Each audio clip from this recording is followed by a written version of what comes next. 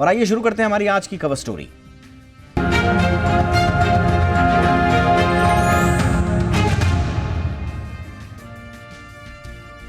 आयुष्मान भारत योजना को लागू हुए 7 साल हो गए हैं, लेकिन क्या सरकार की इस फ्लैगशिप योजना का लाभ जरूरतमंदों तक पूरी तरह से पहुंच पा रहा है?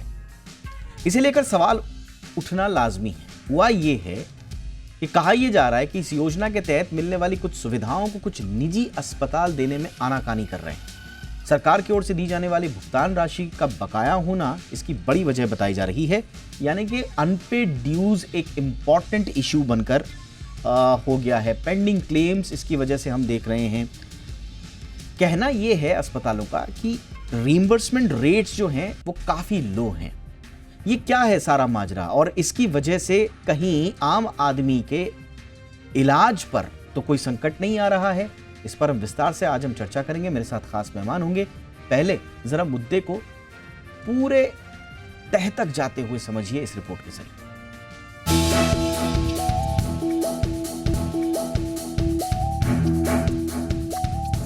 गरीब और जरूरतमंदों के लिए सरकारी योजनाएं किसी वरदान से कम नहीं होती। मामला चाहे फूड सिक्योरिटी से जुड़ा हो या फिर हेल्थ से, ये सोसाइटी के उस तबके के लिए रामबाण साबित होती हैं जो आपकी रोजमर्रा की जरूरतों के लिए संघर्ष करते दिखते हैं। मोदी सरकार की फ्लैगशिप आयुष्मान भारत योजना भी उन्हीं योजनाओं में से एक है, जो न केवल गरीब गुरबों के उम्मीद की एक किरण है, बल्कि सस्ते और सुलभ इलाज का एक जरिया भी है। आयुष्मान भारत योजना की ये कहानी अभी अधूरी है। दरअसल आगे का सच भी बताना जरूरी है। बता दें कि देश की 40% आबादी को 5 लाख रुपए तक मुफ्त इलाज दिलाने वाली आयुष्मान भारत योजना का क्यों लोग पूरी तरह से लाभ नहीं ले पा रहे हैं, या यूं कहें कि इस सुविधा के लाभ से जरूरतमंद दूर हो रहे हैं। दरअसल इसकी वजह खुद सरकार ही है। तो चलिए समझते हैं कि आखिर आयुष्मान भारत योजना परवान क्यों नहीं चढ़ पा रही है। दरअसल आयुष्मान योजना के तहत गरीब गुरबों को निजी अस्पताल से मुफ्त इलाज दिलाने के बदले सरकार इन अस्पतालों को एक निश्चित धनराशि मुहैया कराती है। लेकिन समस्या ये है कि जिन निजी अस्पतालों ने आयुष्मान भारत योजना के तहत जरूरतमंदों को मुफ्त इलाज दिया, उन्हें सरकार अभी तक बकाया पूरा भुगतान नहीं दे सकी है। यह हम नहीं कह रहे, बल्कि इंडियन मेडिकल एसोसिएशन यानी IMA का कुछ ऐसा दावा है जिसके मुताबिक देश भर में करीब 1,21,000 करोड़ रुपए का भुगतान इस योजना के तहत सरकार निजी अस्पतालों को देगी। अकेले हरियाणा में ही करीब 650 निजी अस्पतालों का राज्य सरकार पर करीब 500 करोड़ रुपए का बकाया है, जबकि गुजरात में साल 2021 से लेकर साल 2023 के बीच ये बकाया राशि 300 करोड़ रुपए के आसपास है, जबकि केरल में यह आंकड़ा 400 करोड़ रुपए के करीब बैठता है।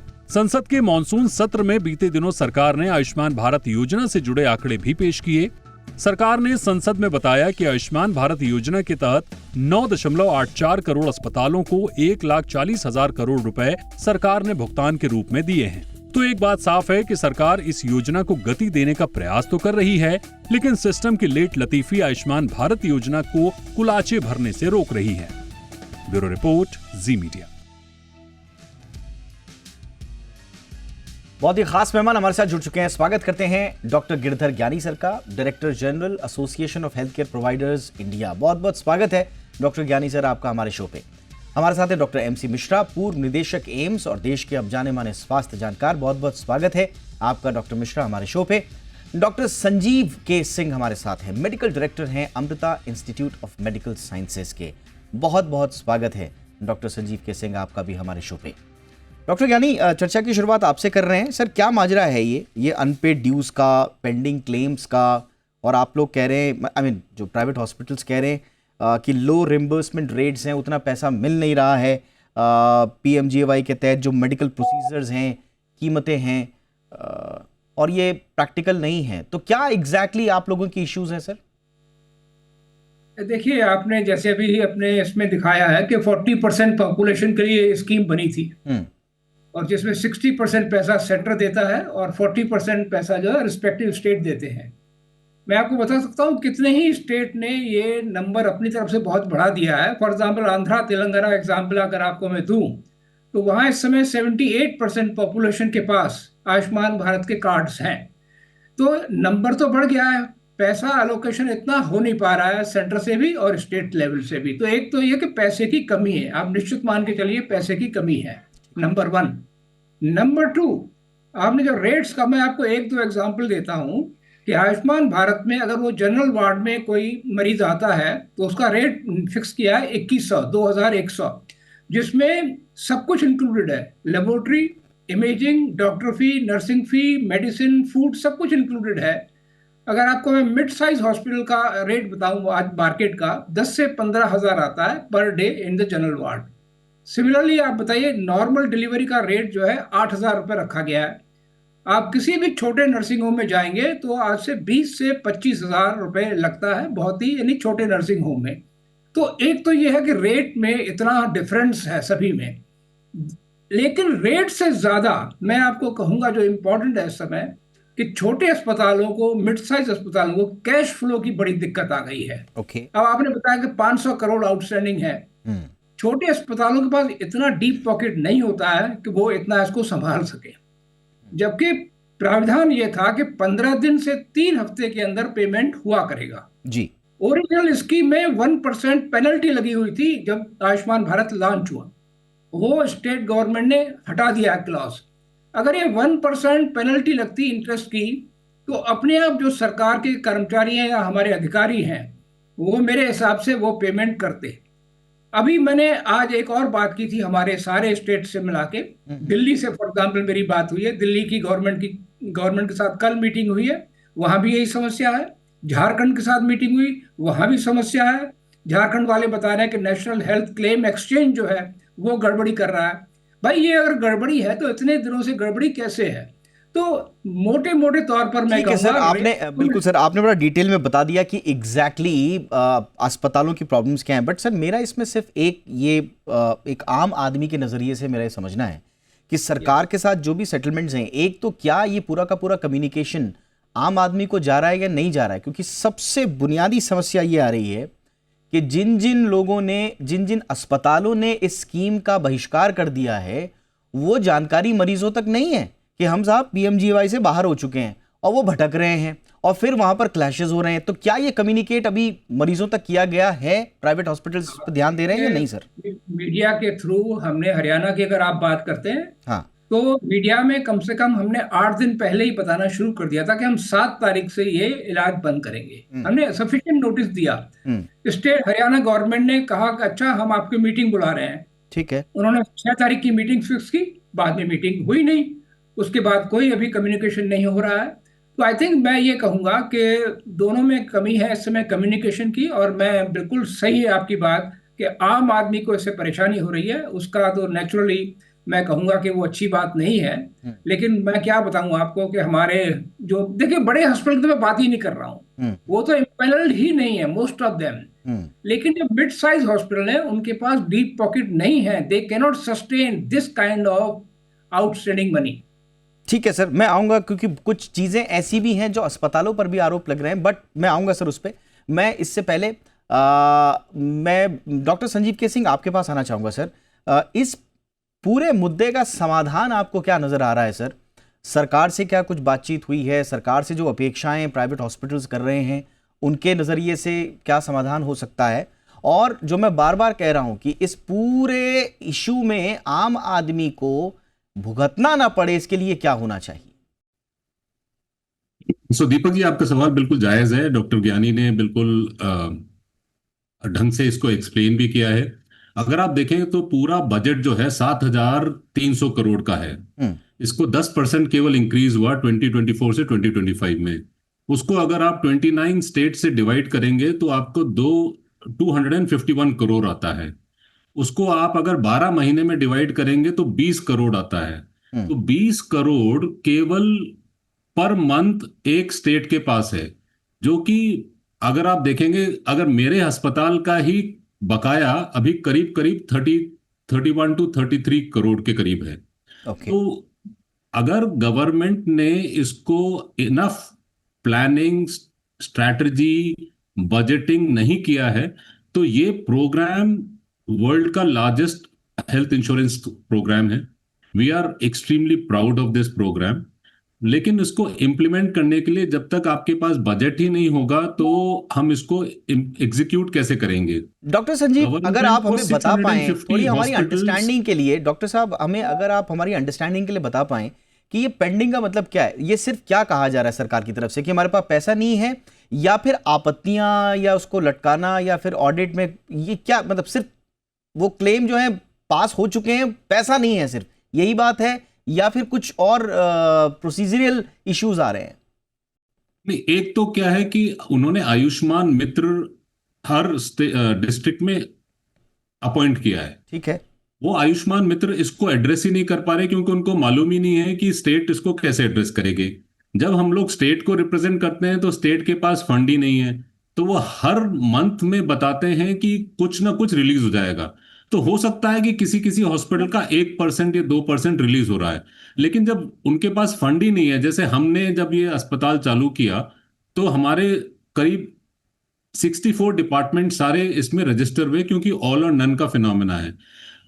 हरियाणा गवर्नमेंट केवल 2.0 आयुष्मान तब करता था क्योंकि उनके पास फंड नहीं थे। हमने फिर सेंट्रल और हरियाणा को वापस रिप्रेजेंट किया कि जब 2.2 आ चुका है तो इन्होंने लागू क्यों नहीं किया, उनके पास फंड नहीं थे। अब उन्होंने करीब 4 महीने पहले 2.2 भी इसको घोषित किया, लेकिन आज तक किसी भी हॉस्पिटल को जितना भी बकाया राशि है वो कभी मिली ही नहीं। तो वो जैसे डॉक्टर ज्ञानी ने बताया, जब तक कैश फ्लो रहेगा ही नहीं तो आपको अपने बायोमेडिकल इक्विपमेंट का, डॉक्टर्स की सैलरी का, नर्सेस की सैलरी का पर मंथ आपको वो देनी है।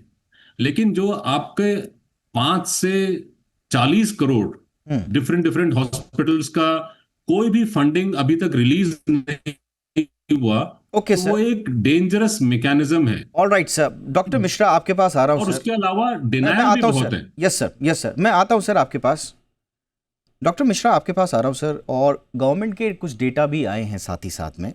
बेनिफिशियरी कवरेज के बढ़ाने जाने की बात हुई है। पीएमजीवाई में 12 करोड़ गरीब और कमज़ोर परिवारों के लगभग 55 करोड़ लोगों को 5 लाख प्रति परिवार जो इसका हेल्थ कवर है उसका जिक्र है। जो हेल्थ अकाउंट्स हैं, 5 अगस्त 2025 तक का डेटा गवर्नमेंट का लेटेस्ट है कि लगभग 80 करोड़ के आसपास आभा बनाई गई हैं। डिजिटल हेल्थ रिकॉर्ड्स को वो सपोर्ट करते हैं। हॉस्पिटल्स का इम्पैनलमेंट भी बढ़ा है सर। 32,000 से ज़्यादा अस्पताल पीएमजीवाई के तहत इम्पैनल्ड हैं, और इसमें स्वाभाविक रूप से पब्लिक और प्राइवेट दोनों हैं। हेल्थ केयर प्रोफेशनल्स और फैसिलिटीज़, इसमें रजिस्ट्री जो है ये भी बढ़ी हैं, और डिजिटल हेल्थ इकोसिस्टम ओवरऑल भी बढ़ा है। ये लेटेस्ट डेटा दिया है, और ऐसा लग रहा है कि सरकार की पहले भी ये बहुत महत्वाकांक्षी योजना है, बहुत इंपॉर्टेंट योजना इनफैक्ट है भी ये। लेकिन इसी के बीच में इतना बड़ा गैप अगर पेमेंट्स को लेकर चल रहा है, पेंडिंग क्लेम्स को लेकर चल रहा है, अनपेड ड्यूज को लेकर चल रहा है, और प्राइवेट हॉस्पिटल्स ही अगर बायकॉट कर रहे हैं इस योजना को, तो सर कहां आपको इश्यू, कहां दिक्कत नजर आ रही है? सरकार के पार्ट पे दिक्कत है, या प्राइवेट हॉस्पिटल्स ज्यादा प्रॉफिट ओरिएंटेड हो रहे हैं? नहीं दीपक जी, ये तो बात नहीं है कि प्राइवेट हॉस्पिटल प्रॉफिट ओरिएंटेड हो रहे हैं। प्राइवेट हॉस्पिटल्स को चलना है, सरकार भी चाहेगी कि वो चलें, और उसमें जिन लोगों की सेवा हो रही है, उपचार हो रहा है, वो उपचार होता रहे। तो सरकार ये नहीं चाहेगी कि प्राइवेट हॉस्पिटल अपना जो दायित्व है वो नहीं निभाए। लेकिन ये आयुष्मान का भी वही पाथ इसने ले लिया है जो सीजीएचएस एम्पैनलमेंट का था। ये सीजीएचएस के साथ भी ये समस्या थी, पेमेंट्स नहीं होते थे समय से, और इसी वजह से बहुत सारे निजी अस्पतालों ने सीजीएचएस को नहीं लेते, आज भी नहीं लेते, केवल इसी वजह से कि कौन चक्कर लगाएगा मिनिस्ट्री के, कौन वहां पे क्या है। क्योंकि इसमें कहीं ना कहीं आप, जो मैं आपको इशारा कर रहा हूं कि फिर अधिकारी के हाथ में चला जाता है, क्योंकि ट्रांसपेरेंसी पूरी है नहीं इसमें। पेमेंट वगैरह में ट्रांसपेरेंसी होनी चाहिए कि अगर आपने ऑनलाइन अपलोड कर दिया है तो ऑटोमेटिकली आपका जैसे इनकम टैक्स रिफंड आता है, इस तरह से आपका रिइंबर्समेंट हो जाना चाहिए। और दूसरी समस्या, जैसे डॉक्टर ज्ञानी ने और डॉक्टर संजीव सिंह ने बताया कि पैसा जितना चाहिए उतना है ही नहीं, तो वो भी राज्य सरकारों की एक वो भी होगी लिमिटेशन, जिस वजह से पेमेंट डिले हो रहे हैं। तो इसमें अच्छा, कई बार ये मैं मानता हूं कि कुछ निजी संस्थान, निजी अस्पताल ओवर बिलिंग करते होंगे, लेकिन उसमें सबको समेटना वो उचित नहीं है। आप उसका ऑडिट करिए, उस पर ऑडिट कराइए, और सब ट्रांसपेरेंट अगर सब कुछ हो तो ये स्कीम चल सकती है। लेकिन समस्या वही आती है कि अगर पर्याप्त धन आपके पास पहले से ही नहीं है और फिर आप उसमें कुछ ऑब्जेक्शन लगाते रहेंगे, डिले करते रहेंगे, और उससे फिर यही हुआ है जो अब निजी संस्थानों ने हरियाणा में मना किया है। वो इसी वजह से मना किया है कि भाई अब, और जैसे डॉक्टर ज्ञानी ने बहुत अच्छे से कहा कि जो छोटे अस्पताल है उनकी पास इतना पैसा नहीं होता कि वो रिजर्व में रखें और सेवा देते रहें। राइट सर, मैं डॉक्टर ज्ञानी के पास ही आ रहा हूँ सर, मैं डॉक्टर ज्ञानी के पास आऊंगा। अब सर मैं थोड़ा सा उन बातों पर आता हूं जो अस्पतालों पर आरोप लग रहे हैं, जो आपने भी इसका जिक्र किया सर ने अभी, कि भाई पैकेज रिमूवल का जैसे इशू है। हरियाणा सरकार ने जून 2025 में कैटरैक्ट, हिस्टेरेक्टोमी और दूसरे जो हाई डिमांड प्रोसीजर्स हैं उनको प्राइवेट अस्पतालों से हटाकर केवल सरकारी अस्पतालों तक सीमित कर दिया। अब इसके पीछे का जो कारण बताया गया है वो ये बताया गया है कि प्राइवेट अस्पतालों पर हाई डिमांड प्रोसीजर जिनका मैंने नाम लिया, इन पर आरोप यह है कि ये ओवर यूज हो रहे हैं। अब ओवर यूज हो रहे हैं, इसी कारण से इसको सरकार ने हटाया है। जो सर बात कर रहे थे कि उनका ऑडिट हो, तो ऐसा प्रतीत होता है कि प्राइवेट हॉस्पिटल्स ऐसे काम कर रहे हैं जिससे सरकार को मजबूरन इस तरह के कदम उठाने पड़े हैं सर। अच्छा ठीक है, मैं आपको एक छोटा सा डेटा बता दूं। अभी जो मिश्रा साहब कह रहे थे कि पिछले साल 1600 करोड़ हरियाणा के लिए खर्च हुए थे इसी स्कीम में, 1600 करोड़। ओके। और इस बार आवंटन कितना हुआ है? 700 करोड़ का। तो आप देखिए वो जो ये गैप बढ़ता ही चला जाएगा। 1600 करोड़ जब खर्चा हुआ है लास्ट ईयर, तो इस बार आप 700 करोड़ कैसे दे रहे हैं? अच्छा, now I am coming to your point. देखिए मैं आपको बताऊं, आयुष्मान भारत के जो 144 की लिस्ट तो मेरे सामने है इस समय, जो प्रोसीजर्स हैं हमारे, इसमें कुछ प्रोसीजर ऐसे हैं जिनके रेट मार्केट से थोड़े से मिलते जुलते हैं, मतलब उसके नजदीक हैं कहीं ना कहीं, और कुछ प्रोसीजर ऐसे हैं जो बिल्कुल ही बहुत ही कमजोर हैं। तो अब क्या होता है कि हम थोड़ा सा कोशिश करते हैं क्रॉस सब्सिडाइज करने की। तो हम कोशिश ये करते हैं कि जो प्रोसीजर के रेट थोड़े बहुत आसपास हैं, हम कोशिश करते हैं कि उनके मरीजों को हम ज्यादा से ज्यादा लें। देखिए बड़ी नेचुरल सी बात है ये, इसमें कोई, मैं आपको क्या प्रैक्टिकल बात बता रहा हूँ। और जिनके रेट बहुत ही खराब हैं, जो मैंने आपको 2-3 उदाहरण दिए थे अभी, उनके मरीजों को थोड़ा बहुत हम आनाकानी करके थोड़ा बहुत कोशिश करते हैं कि भाई वो पेशेंट हमारे पास ज्यादा नहीं आए। ये क्रॉस सब्सिडी मॉडल इस तरह से काम करता है। इसका समाधान एक ही है। सरकार ने आज तक, सेंट्रल ने भी और स्टेट ने भी, रादर ये सेंट्रल का काम है कि एक साइंटिफिक बेसिस पे प्रोसीजर के रेट निकाले ही नहीं है। आप बिल्कुल ही अपना नहीं, किसी अंदाजे से किसी से पूछ पाछ के वो रेट फिक्स कर दिए जाते हैं। तो हम अभी भी ये कहेंगे, आप रेट को फिक्स करिए साइंटिफिक तरीके से। उसके बाद हम तैयार हैं कि आयुष्मान भारत क्योंकि एक बल्क स्कीम है और हमारी एक रिस्पॉन्सिबिलिटी बनती है, हम उससे इवन 20% कम तक भी हम उनको इलाज कर सकते हैं। लेकिन आपने साइंटिफिक तरीके से प्रोसीजर के रेट निकाले नहीं है, इसलिए ये समस्या बनी रहेगी। ऑलराइट सर, मैं डॉक्टर संजीव के सिंह अगेन, अब इसमें एक और जो आरोप जो प्राइवेट हॉस्पिटल्स पर लगते हैं, अब वो है क्लेम फ्रॉड। और लगभग जो हमारे पास रिपोर्ट्स हैं, 1000 अस्पतालों पर पीएमजीएवाई में के तहत अनियमितताओं के तहत कार्रवाई हुई है। यानी कि कुछ प्राइवेट अस्पताल स्कीम का दुरुपयोग भी कर रहे थे। तो बहुत सारी चीजें ऐसी हैं सर जो सरकार के पक्ष को भी मजबूत करती हैं कि अनियमितताएं हो रही हैं, इसलिए हमने थोड़ा सा टाइट किया है सिस्टम को। आपकी बात दीपक जी बिल्कुल सही है। इसमें 1800 के करीब सर्विसेज हैं। हाँ। उसमें से जब ये लागू हुआ था तभी भी 120 services private hospital, normal delivery है, सिजेरियन सेक्शन है, लेप्रोस्कोपिक कोलेसिस्टेक्टमी है, वो गवर्नमेंट हॉस्पिटल्स में ही थे। अभी उन्होंने 1 महीने पहले उसमें से करीब 23 और ऐसे प्रोसीजर्स हैं जिनको उन्होंने वापस से बोला है कि प्राइवेट हॉस्पिटल नहीं करके गवर्नमेंट हॉस्पिटल करेगा। तो इसमें जैसे आप बोल रहे थे कि प्रॉफिटियरिंग फॉर प्राइवेट हॉस्पिटल, उसमें गुंजाइश इसलिए नहीं है क्योंकि अगर आपको 9,500 रुपए इंटेंसिव केयर के, एक दिन के, एक बेड के, हर चीज के लिए, दवा, उसका ऑक्सीजन, वेंटिलेशन, उसको 9,500 मिलेंगे, हाई डिपेंडेंसी के लिए 6,500 मिलेंगे, तो इसमें प्रॉफिटेरिंग है ही नहीं क्योंकि मिलेंगे ही उतने। अगर आपको, जैसे डॉक्टर ज्ञानी ने भी बताया, अगर आपको नॉर्मल डिलीवरी के 8,000 हैं तो आपको 8,000 मिलेंगे, तो इसमें एक्स्ट्रा बिलिंग का कोई गुंजाइश ही नहीं है। तो इसमें ये इम्पोर्टेंट है कि हमें ये देखना है कि ये कार्ड का डिस्ट्रीब्यूशन भी कैसे हो रहा है। जैसे हम एवरी डे हम अपने अस्पताल में ही देखते हैं कि बहुत सारे लोग जो कि बिलो पॉवर्टी लाइन नहीं है, अबव पॉवर्टी लाइन के भी आयुष्मान कार्ड लेके आ रहे हैं। जम्मू एंड कश्मीर, छत्तीसगढ़ में ऑलमोस्ट 100% उन्होंने आयुष्मान कार्ड डिस्ट्रीब्यूट कर रखा है। तो अगर इसका execution is a big problem. Okay. एक budget is a big problem जब उनके पास है नहीं, execution is a big problem कि उन्होंने डिस्ट्रीब्यूशन अपने जो भी फिजिबिलिटी एनालिसिस के तहत उन्होंने कैलकुलेट किया होगा वो मैच नहीं कर रहा। और उसके अलावा बहुत सारी दिक्कतें उनके पोर्टल, उनके प्रोसेस में भी है, इसलिए डिलेड पेमेंट भी है। डिलेड पेमेंट क्या, पेमेंट आ ही नहीं रहा है। तो मुझे लग रहा है कि they should be very very happy कि 650 अस्पताल ऐसे हैं जो कि एक भारत का ऐसा प्रोग्राम है जिसके लिए जुड़े हुए हैं। और अगर इसको ढंग से वो इम्प्लीमेंट करते हैं तो बहुत सारे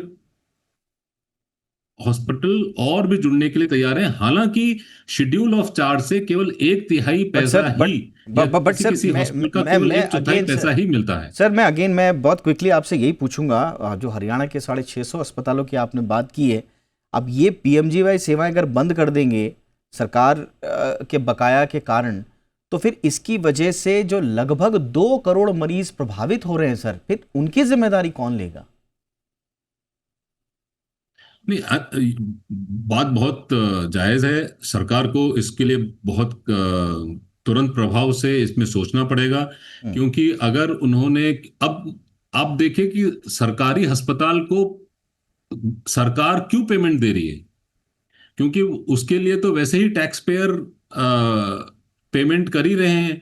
तो ये जो पेमेंट है, जो 9,500 रुपये आपको इंटेंसिव केयर के मिल रहे हैं, वो गवर्नमेंट हॉस्पिटल को भी मिल रहे हैं। तो कहीं ना कहीं इम्प्लीमेंटेशन में, उसकी फिजिबिलिटी में, उसकी स्ट्रैटेजी में ठीक सर, प्रॉब्लम है। Alright sir. लेकिन आपकी बात सही है कि अगर उसी उसी के लिए हम Haryana government, Haryana Indian medical association और डॉक्टर ज्ञानी का जो एसोसिएशन एएचपीआई का, हमने कम से कम 1 साल लगाया है गवर्नमेंट से बात करने में। और उसके बाद ये कदम लिया है, क्योंकि अगर नहीं कदम लेंगे तो गवर्नमेंट तो सुन नहीं रही है, ना वो पैसा दे रही है, ना वो कोई ऐसा उन्होंने प्रॉमिस भी किया है कि इतने टाइम पे इतना पैसा रिलीज हो जाएगा। तो कोई ना कोई एक स्टेप लेना पड़ेगा, क्योंकि otherwise there is no confirmation ठीक एंड है sir, no alright assurance sir. From the एक गवर्नमेंट। एक सर, डॉक्टर मिश्रा, एक मेरा बहुत इंपॉर्टेंट सवाल ये है, अब जैसे हरियाणा का मैं केस लेकर चल रहा हूं, अब इसमें सरकार दो तरह से, इसमें दो बड़े सवाल बनते हैं। पहला तो ठीक है, वो रिइंबर्समेंट का जो भी इशू है, आपने इतना बड़ा वादा कर दिया जनता से, और अगर आप पैसे उसके लिए आवंटित नहीं कर रहे हैं तो फिर सरकार को इस पर जवाब देना चाहिए, नंबर 1। नंबर 2, मैं देख रहा हूं सर कि हरियाणा में लगभग लगभग 90% जो पीएमजेएवाई मरीज हैं उनकी निर्भरता प्राइवेट अस्पतालों पर है, सरकारी अस्पतालों पर नहीं है। अब ये सरकारी अस्पतालों को छोड़ करके लोग प्राइवेट अस्पतालों का इतनी मात्रा में रुख क्यों कर रहे हैं सर? क्या हमको ये एक मौका नहीं मिलता है सरकार को ये झांकने का कि अगर सरकारी अस्पतालों में ही लोग इसका इलाज ले लेते इस सुविधा का, तो फिर शायद ये बायकॉट और ये इस तरह का ये एक नेगेटिव नैरेटिव नहीं निकलता? डॉक्टर मिश्रा। बिल्कुल दीपक, आपने बिल्कुल ठीक कहा है ये, लेकिन सरकारी हॉस्पिटल में क्या पर्याप्त उपचार मिल रहा है सबको एक साथ? ये एक बहुत बड़ा प्रश्न चिन्ह होता है। वो हरियाणा में भी है। और देखिए, मैं तो एक उदाहरण आपको दूंगा कि हमारे यहाँ डोमेस्टिक हेल्थ है, उसके बेटे को अभी फीवर हुआ और वो फीवर ठीक नहीं हो रहा था। तो वो चाहे जितना भी उनके पास साधन हो, वो प्राइवेट उन्होंने परामर्श किया और वो सरकारी उसमें अस्पताल में नहीं गए। तो कुछ ना कुछ समस्या है लोगों की कि वहां पे पूरे तरीके से उनको एंटरटेन नहीं होते या इन्वेस्टिगेशन नहीं होते, समय ज्यादा लगता है। आज समय का जो समस्या है वो इस लेवल के वर्कर्स में भी है कि भाई उसको तो घर में किसी के खाना बनाने जाना है, किसी के सफाई करने जाना है, तो अगर आधा दिन या एक दिन वो अस्पताल में लगा देंगे बुखार के लिए तो कैसे काम होगा? तो इसके बहुत जटिल समस्या है, ये इतना आसान नहीं है। और बेसिकली जो पैसे से होना है वो पैसे से ही होना है। अगर सरकार इसमें पैसा नहीं देगी तो ये स्कीम नहीं चलेगी। सीजीएचएस के साथ भी यही समस्या थी, इसीलिए बहुत सारे निजी संस्थान सीजीएचएस नहीं एंटरटेन करते। और आयुष्मान के साथ भी यही हो रहा है कि अगर आप रियम्बर्समेंट नहीं करेंगे, आप उनको पकड़िए जो गड़बड़ कर रहे हैं प्राइवेट संस्थान। ऐसा हुआ है, ऐसा नहीं है कि ये नहीं होता है। और हिस्टेरेक्टमी, कोलिसिस्टेक्टमी, एपेंडेक्टमी को बाहर करने का राजस्थान में भामाशाह स्कीम थी, उसमें से निर्णय इसीलिए लिया गया कि अनइंडिकेटेड बहुत ऑपरेशंस होने लगे। हर महिला का यूट्रस, बिहार का ये केस था, हर महिला का यूट्रस निकलने लगा। तो ये बिल्कुल होता है, हमारे यहाँ कोई भी चीज उतने स्वच्छ तरीके से नहीं होती है। लेकिन जो रेपुटेड हॉस्पिटल जैसे अमृता है या और बड़े संस्थान हैं जिनमें ये समस्या नहीं होगी, ये छोटे नर्सिंग होम्स में होती है। तो आपको ये भी ध्यान रखना है कि आयुष्मान से आप किन क्रेडिबल संस्थानों को जोड़ रहे हैं और वहां पे फिर अच्छा रिइंबर्समेंट दीजिए तो उपचार भी अच्छा मिलेगा, तो स्कीम को लोग तारीफ भी करेंगे। नहीं, आपने बिल्कुल सही बोला सर कि एक तो जो अस्पताल जुड़ रहे हैं उनका भी थोड़ा सा आपको चेक करना पड़ेगा। और जो एक इम्पॉर्टेंट बात यहाँ से निकली है जो कि वैलिड लगती है वो ये कि लगभग सारे ही बेनिफिशरीज को अगर आप आयुष्मान कार्ड दे देंगे तो उसमें एक गुंजाइश हमेशा बनी रहेगी कि क्या वो वास्तविक लाभार्थियों तक पहुंचाई जाने वाली स्कीम बन रही है या नहीं, या अनाप शनाप जो है किसी डिस्ट्रीब्यूशन हो रहा है इस तरह का। बहरहाल बजट शॉर्टफॉल है, एडमिनिस्ट्रेटिव इनएफिशिएंसीज हैं, जो भी इसके रीजंस हैं, इस वक्त सवालों के घेरे में आयुष्मान योजना तो है। अब देखते हैं इसमें प्राइवेट हॉस्पिटल और सरकार के बीच में किस तरह से एक सुलह या का रास्ता निकलता है जिससे आम आदमी को कम से कम राहत मिल पाए। बहुत बहुत धन्यवाद आप तीनों का वक्त निकालने के लिए। डॉक्टर संजीव के Singh, thank you so much for your time sir. Doctor MC Mishra sir, बहुत बहुत धन्यवाद आपके वक्त के लिए। डॉक्टर गिरधर ज्ञानी sir, thank you so much sir for your time.